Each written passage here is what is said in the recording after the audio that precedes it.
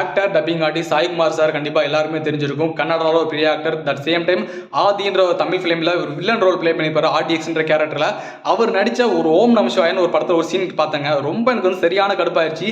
தமிழ் மொழி மேலே ஒரு வன்மத்தை விதைக்கிற மாதிரி ஒரு சீன் எடுத்த மாதிரி தான் எனக்கு தோணுச்சு இந்த படம். அந்த சீனை பார்க்கும்போது ஒரு ரேஷன் கடையில் பார்க்கக்கூடிய ஒரு வேலை பார்க்கக்கூடிய ஒரு தமிழ் ஆள் பார்த்தீங்கன்னா 17 வருஷமாக கர்நாடகாவில் இருக்கேன், ஆனால் கர்நாடகா கற்றுக்கலான்னு சொல்லுவார். 17 வருஷமா நீ இருந்து கன்னட கற்றுக்கலையான்ற சாய்குமார் கேட்குற மாதிரி இருக்கும். அந்த ஆளும் இல்லைன்னு சொல்லிடுவார்.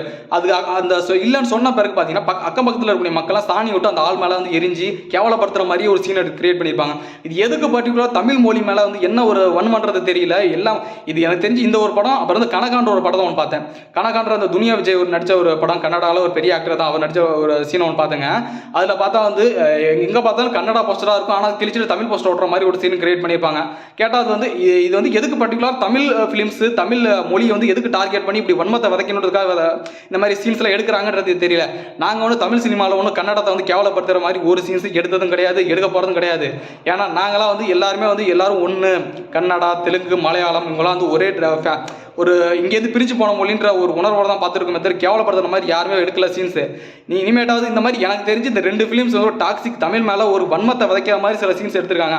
உங்களுக்கு என்னென்ன ஃபிலிம்ஸ்லாம் கன்னடாவில் தெரியுன்றதை கமெண்ட்டில் லீவ் பண்ணுங்கள். நானும் தெரிஞ்சுக்கிறேன். இன்னொன்று இதை ப்ரீஃபாக ஒரு வீடியோ ஒன்று அழைச்சி ஆராயலாம்.